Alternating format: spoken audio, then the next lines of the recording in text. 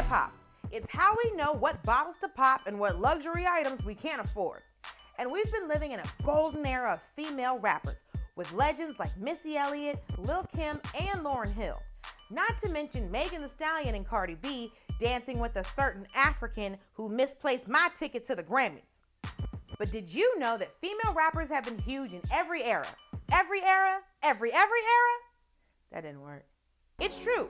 Rap's history is full of women who have largely been forgotten, like Sylvia Robinson, the woman who helped create hip-hop. Sylvia was a singer, record producer, label executive, and the first person to rock the Pharrell hat. She took rap from little-known basement parties in the Bronx to worldwide commercial success in 1979 by conceiving and producing rap's first hit record, Rapper's Delight. Not only was it the first rap single to conquer the charts, it also sold over 1 million copies. That's right, it went platinum. And back then, we didn't even know what that was. They had to whip out a periodic table. And women were all over hip-hop's early era, like MC Sha Rock, aka Sharon Green. She got her start in the South Bronx rapping at parties, which was tough.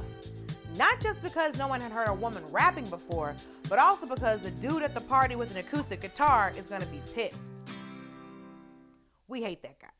In 1979, MC Shawrock's group, the Funky 4+1, became the first rap group to sign with the record label, making her the first female rapper to record a song. Not only that, their performance on Saturday Night Live was also the first ever national TV appearance by any rappers.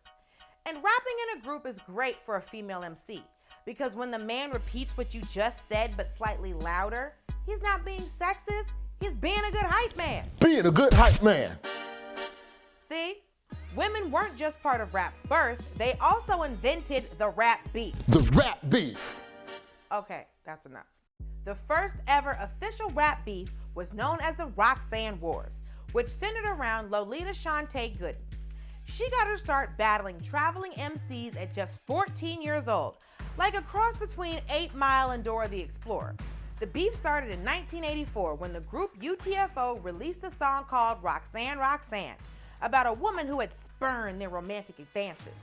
While Shanté was walking to the laundromat, her neighbor and record producer, Marley Marl, asked her to rhyme over a beat. So she recorded a track in his living room called Roxanne's Revenge, where she roasted every member of UTFO. The track was a monster hit, selling 250,000 copies in New York City alone. UTFO was so stung from getting dissed by a teenage girl, they decided to fire back at Shanté with an answer track called The Real Roxanne, which I understand.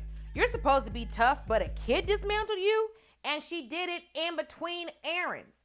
Her to-do list was groceries, laundry, destroy a group of grown men, and walk the dog. From there, the so-called Roxanne Wars truly ignited because other artists joined in. When it was all done, some 87 Roxanne tracks had been released.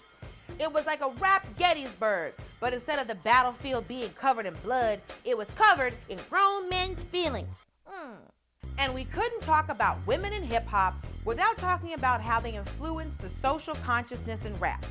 Take MC Lyte, one of the earliest known conscious rappers.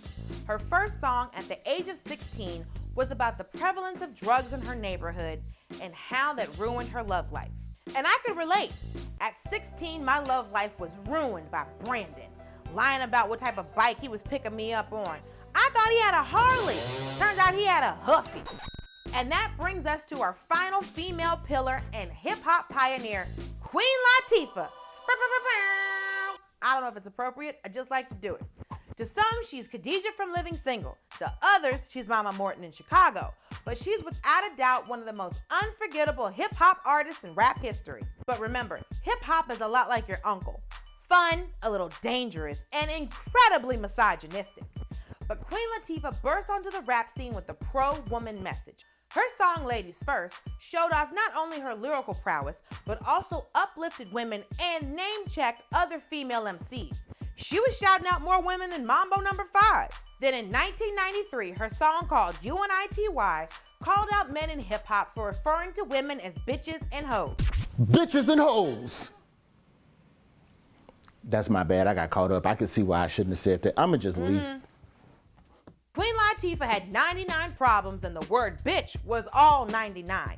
That women empowerment anthem became a hit and made Queen Latifah the first woman to win Best Rap Solo Performance at the Grammys. How do you like that, bitches? So the next time you think about hip-hop icons, make sure you remember the Young Shorties, the Bad Honeys, and the All-Stars. Now, if you'll excuse me, I need to record my own response to Roxanne. It's called, Roxanne, give me back my man. He wasn't cheating. She just kidnapped him. Snatched him right off his huffy.